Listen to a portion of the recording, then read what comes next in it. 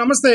Speaker Ayyanna Patrudu గారు YS Jaganmohan Reddy గారికి సంబంధించినటువంటి ఎల్ఓపి లీడర్ ఆఫ్ అపోజిషన్ మీద ఒక రిప్లై ఇచ్చి ఒక ఆర్డర్ పాస్ చేశారు. ఒక కోర్టులో జడ్జిమెంట్ వచ్చినట్టుగా లెటర్లో అఫీషియల్గా అయితే కనిపించట్లేదు. ఒక సాధారణంగా ఏదో ఒక పొలిటికల్ ప్రసంగం ఇచ్చినట్టుగా, ఒక కామన్ మ్యాన్కి రిప్లై ఇచ్చినట్టుగా, తన భావజాలాలని ఏదో ఒక కార్యకర్తగా రాసినట్టుగా అనిపించింది లెటర్ చదివిన తర్వాత. సార్ ఆయన చాలా పెద్ద లెటర్ రాశాడు, ఈ మొత్తం మనం చదవలేము, టైం పట్టిద్ది, కాబట్టి నేను ఓన్లీ అక్కడక్కడ మెయిన్ పాయింట్స్ చదివి మీకు వినిపిస్తున్నాను.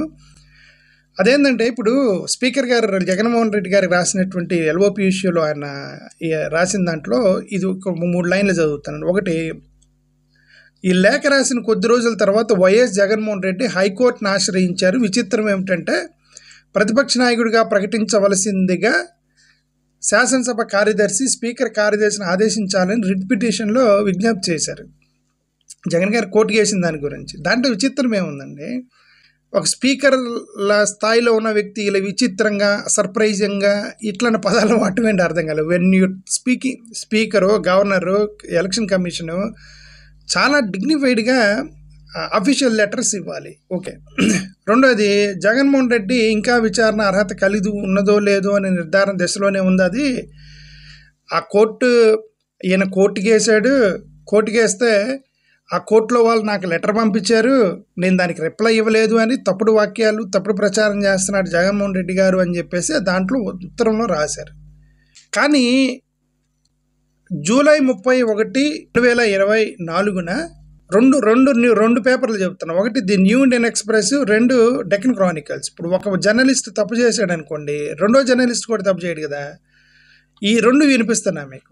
వాళ్ళు ఏమని రాశారు ది న్యూ ఇండియన్ ఎక్స్ప్రెస్లో July 31, 2024 justice Cheemalapati Ravi directed the respondents to file counters with full details related to the LOP status.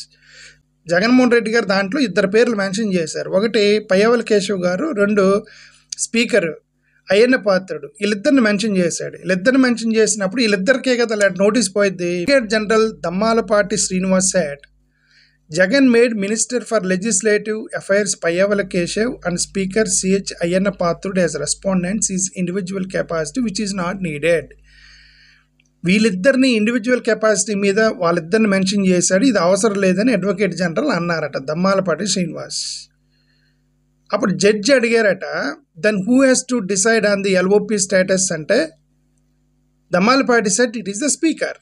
అంటే అర్థం ఏంటి, ఇదిగోండి అయ్యన్న పాత్రుడు గారిని కేశవ్ గారి పేర్లు పెట్టారు, అది అవసరం లేదు అని అంటే మరి ఎవరయ్యా? జడ్జి అడిగాడు, ఎవరు మరి దాని స్పీకర్కి ఎల్ఓపి ఇవ్వాలా లేదా డెసిషన్ తీసుకునేదంటే మళ్ళీ స్పీకర్ అన్నాడట. మరి స్పీకర్ ఇచ్చినప్పుడు అంతే కదా, స్పీకర్కే కదా పంపించాలి.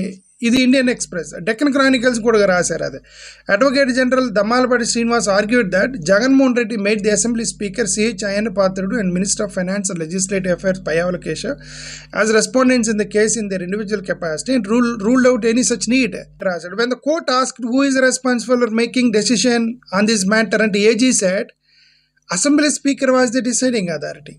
రెండిటి ఒకటే మ్యాటర్ కదా. ఇది జగన్మోహన్ రెడ్డి గారు అయినా తప్పుడు ప్రచారం చేసేది ఏం లేదు, అది న్యూస్కే వెళ్ళింది. ఈ 2 నేషనల్ న్యూస్ పేపర్లు రాసాయి. ఒకటి the new Indian express, Deccan Chronicles అని 2 న్యూస్ పేపర్లే రాసాయి. ఒక జర్నలిస్ట్ తప్పు చేసిన రెండో జర్నలిస్ట్ కూడా రాశాడు. కాబట్టి ఆ రోజు నేను దీని మీద వీడియోలో కూడా మాట్లాడాను. నేను దాని మీద ఇది స్పీకర్కి లెటర్ పోయింది కానీ స్పీకర్ రెస్పాండ్ అవ్వట్లేదు అని.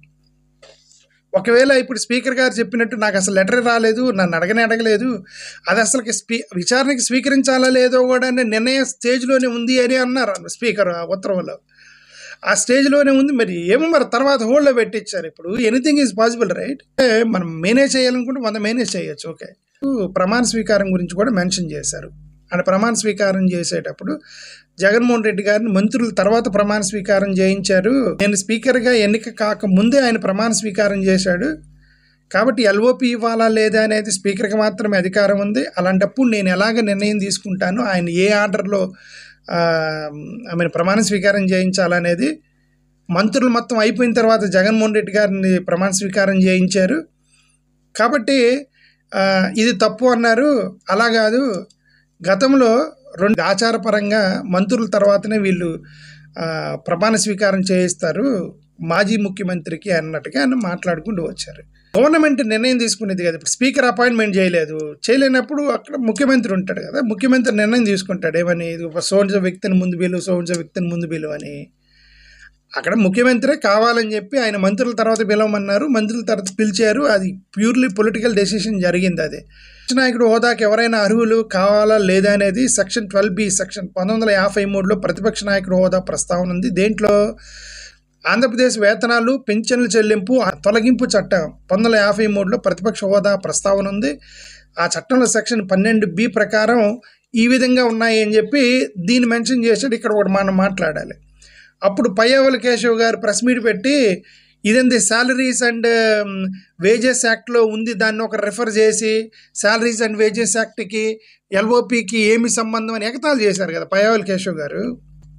నాకు బాగా గుర్తుంది. ఆయన ప్రెస్ మీట్ పెట్టి జగన్మోహన్ రెడ్డి గారు శాలరీస్ అండ్ వేజెస్ యాక్ట్ ప్రకారం నాకు LOP ఇవ్వాలి, దాంట్లో ఈ 10% లేదు అని అంటే పయ్యావుల కేశవ్ గారు ప్రెస్ మీట్ పెట్టి స్పీకర్కి లీడర్ ఆఫ్ అపోజిషన్కి శాలరీస్ యాక్ట్కి ఏం సంబంధము, ఇది శాలరీస్ ఎవరికి ఎంత జీతాలు ఇవ్వాలి దానికి సంబంధించింది, నువ్వు దాన్ని రిఫర్ చేసి ఈయన నాకు LOP అని అడుగుతున్నాడు, మీరు అజ్ఞానులు మీకు జ్ఞానం లేదన్నట్టుగా ఎగతాళి చేస్తూ మాట్లాడాడు పయ్యావుల కేశవ్ గారు.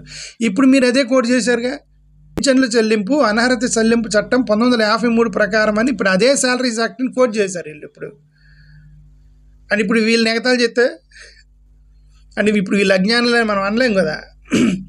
అది ఏంటంటే శాలరీస్ యాక్ట్లోనే అది ఉంది కాబట్టి అది శాలరీస్ యాక్టా వేజెస్ యాక్టా లేకపోతే రాజ్యాంగమా చట్టమా ఏదని కాదు, ఎక్కడైనా క్లాజ్ ఉంది, క్లాజ్ని వాడవచ్చు. ఇప్పుడు వీళ్ళు క్లాజ్ని వాడారు, అప్పుడు జగన్ గారు వాడారు, ఇద్దరు కరెక్టే. బి ప్రకారం చట్టసభలో సభ్యులై ఉండాలి. మరి జగన్మోహన్ రెడ్డి సభ్యుడే కదా. ప్రభుత్వ వ్యతిరేక రాజకీయ పార్టీకి సభలో నాయకుడై ఉండాలి, కరెక్టే కదా. మీ ప్రభుత్వానికి వ్యతిరేక పార్టీలో ఉన్న ఏకైక నాయకుడు ఆయనే కదా. ప్రతిపక్షం ఉన్న పార్టీలో వారి పార్టీకి అత్యధిక సంఖ్యాబలం ఉండాలి, అంతే కదా. ఇప్పుడు ఉన్న ఏకైక పార్టీ వైఎస్ఆర్సీపీ, వాళ్ళకి 11 మంది ఉన్నారు, వాళ్ళకంటే ఎక్కువ ఉన్న అపోజిషన్ వాళ్ళు లేరు. ఉన్న పవన్ కళ్యాణ్ ఆల్రెడీ పార్టీలో భాగవస్తుడు. మరీ ముఖ్యంగా ఆ వ్యక్తిని సభాపతి ప్రతిపక్ష నాయకుడిగా గుర్తించాలి. 4వది ఇది ఒక్కటి చేయలేదు. సభాపతి అంటే స్పీకర్ గుర్తించాలి, కానీ ఆయన స్పీకర్ గుర్తించలేదు. దాంట్లో 4 క్లాజులు ఉన్నాయి. 3 క్లాజులు చట్టసభలో మెంబర్ అయి ఉండాలి, జగన్ మెంబరే. చట్టసభలో వ్యతిరేక పార్టీకి సంబంధించిన వాడు అయి ఉండాలి, అవును వ్యతిరేక పార్టీకి సంబంధించిన వాడు. ఉన్న వ్యతిరేక పార్టీలో అతిపెద్ద పార్టీ అయి ఉండాలి, అది కూడా కరెక్టే. 4వది స్పీకర్ గుర్తించాలంటే స్పీకర్ నేను గుర్తించను అంటున్నాడు. అక్కడ కదా ప్రాబ్లం వచ్చింది. ఇప్పుడు ఇక్కడ ఒకటి కోట్ చేశాడు ఆయన, జీవి మాల్వాంకర్ ఇచ్చినటువంటి డైరెక్షన్ ప్రకారం జీవి మాలవంకర్ అనేటువంటి ఒక స్పీకర్, ఫస్ట్ స్పీకరు ఒక డైరెక్షన్స్ ఇచ్చాడట. నేను చాలా రోజుల నుంచి చెప్తున్నానుగా ఏమని, ఇది చట్టంలో లేదు, ఇది చట్ట ప్రకారం కాదు, లేదు ఎవరిని ఎక్కడ కూర్చోబెట్టుకోవాలో అనేదాన్ని ఒక చిన్న చిత్తు పేపర్లో రాసుకున్నారు. ఎవరిని ముందు కూర్చోబెట్టాలి, ఎవరిని వెనక కూర్చోబెట్టుకోవాలని ఒక డైరీలో రాసుకున్నటువంటి డైరెక్షన్సే అని నేను చాలాసార్లు మాట్లాడాను దీని మీద. ఇప్పుడు ఈయన ఇదే కోట్ చేశాడు ఏమని, లోక్సభ మొదటి స్పీకర్ శ్రీ జీవి మాల్వాంకర్ ఇచ్చిన డైరెక్షన్ ప్రకారం నడుచుకుంటున్నారు. 10% వచ్చి చూసిన వాళ్ళు ముందు తీసుకొచ్చి కూర్చోబెట్టిన ఆయన ఓన్గా ఒక డైరెక్షన్ రాసుకున్నాడు. That is not law, that is an act, that is not an act Nar law, it is not statutory లా. ఆయన రాసుకున్నటువంటి డైరెక్షన్స్ని సంప్రదాయం ప్రకారం వస్తున్నారు. పెద్దలు చెప్పినట్టు మనం వినాలన్నట్టుగా. గతంలో ఆంధ్రప్రదేశ్ శాసనసభ స్పీకర్ కూడా ఇలాంటి డైరెక్షన్లోనే నంబర్ 56 జారీ చేశారట. ఇది కూడా డైరెక్షనే, డైరెక్షన్ నెంబర్ 56. ఇది only direction, it is not act, not లా, ఒక జీవో కూడా కాదు, ఒక డైరెక్షన్ జారీ చేశారు. అక్కడ ఆయన డైరెక్షన్ ఎట్టి ఇచ్చారు, ఇక్కడ వీళ్ళు డైరెక్షన్ ఇచ్చారు. మరీ అన్యాయంగా ఇక్కడ రాజ్యాంగంలో 2 అధికారులు కోట్ చేశారు. ఒకటి కాన్స్టిట్యూషన్ ఆర్టికల్ 103, కాన్స్టిట్యూషన్ ఆర్టికల్ 103 ప్రకారం మేము దాని ఆధీనంలో అంటే దానిని మూలాధారంగా చేసుకొని చేసామన్నారు. ఆర్టికల్ 103 అంటే మీరు పార్లమెంట్ పెట్టాలన్నా అసెంబ్లీ పెట్టాలన్నా సరే కనీసం 10% ఆఫ్ మెంబర్స్ అటెండ్ అయితేనే మీరు పార్లమెంట్ జరపండి అన్నారు. వస్తే పార్లమెంట్ జరపండి, లేదంటే ఆ రోజు పార్లమెంట్ సెషన్ క్యాన్సిల్ చేయండి అన్నారు. ఒక 18 మంది వచ్చి అక్కడ అసెంబ్లీలో కూర్చుంటేనే మీరు అసెంబ్లీ జరపండి, లేదంటే అసెంబ్లీ సెషన్ క్యాన్సిల్ చేయండి అన్నారు. దానికి లీడర్ ఆఫ్ అపోజిషన్కి ఏంటి సంబంధం? ఇక్కడ ఇది ఉంది కాబట్టి లీడర్ ఆఫ్ అపోజిషన్కి 10% వస్తేనే వీళ్ళు పెట్టుకున్నారు. అది అది చట్టంలో లేదు, అది రాజ్యాంగంలో రాసింది అది కాదు. నువ్వు సభ జరపడానికి 10% ఉండి జరిపి లేదా క్యాన్సిల్ చేయి, కరెంటు బిల్లు వచ్చింది, అనవసరంగా వేస్ట్ 10 మంది కూర్చొని మాట్లాడతాయని చెప్పి వాళ్ళ యొక్క రాజ్యాంగం అది. ఇది వీళ్ళు పెట్టుకున్న చట్టం ఇది. ఓకే, ఇప్పుడు మళ్ళీ అదే రాశారు, ఆంధ్రప్రదేశ్ వేతనాలు పెన్షన్ల చెల్లింపు అనర్హత తొలగింపు చట్టం 1953 ప్రకారం విచక్షణ అనేది స్పీకర్ చేతిలో ఉండేది కాబట్టి ఆయన ఇవ్వట్లేదు, స్పీకర్ చేతిలో ఉన్నారు కాబట్టి. ఈ రాజకీయ కక్షల్లో 2 ఉంటాయి, పాజిటివ్ ఉంటాయి, నెగిటివ్ ఉంటాయి. కొంతమంది ఇప్పుడు ఈ జగన్మోహన్ రెడ్డిని వీళ్ళైతే మేము ఇవ్వమని ఇబ్బంది పెడుతున్నారు, గతంలో కూడా ఇబ్బంది పెట్టారు. ఆ ఇబ్బంది పెట్టిన కోర్టు చేస్తున్నాడు. ఇది 94లో వాళ్ళు ఇవ్వలేదు, పక్కన ఉన్న తెలంగాణలో వాళ్ళకి ఇచ్చి తీసేశారు. అక్కడ పెద్ద గొడవ జరుగుతుంది, అక్కడ కాంగ్రెస్కి కేసీఆర్కి పెద్ద గొడవ జరుగుతుంది. కేసీఆర్ తీసేస్తా అన్నాడు, మీ కాంగ్రెస్ వాళ్ళకి మినిమం రాలేదని. ఓకే, జగన్మోహన్ రెడ్డి గారు చెప్పినటువంటి కొటేషన్ ఒకటి చెప్పారు, ఏమని, ఇదిగో నేను కానీ కొంతమందిని మీలో కొంతమందిని తీసుకుంటే మీకు ప్రతిపక్ష హోదా కూడా ఉండదు, గుర్తుపెట్టుకో చంద్రబాబు నాయుడు అన్న దాన్ని పెట్టుకొని ఇప్పుడు వీళ్ళు రివర్స్. ఇదంతా పొలిటికల్ కాన్స్పిరసీ, పొలిటికల్ గొడవలే తప్ప దీంట్లో చట్టం లేదు అంటా నేను. There is no statutory law in this, it's all directions, return, political comments, political stories. ఒక స్పీకర్ ఇవ్వాల్సినటువంటి అఫీషియల్ లెటర్ అయితే కాదు అది. పి జనార్దన్ రెడ్డి గారిని పి ఉపేంద్ర అని కోట్ చేశారు.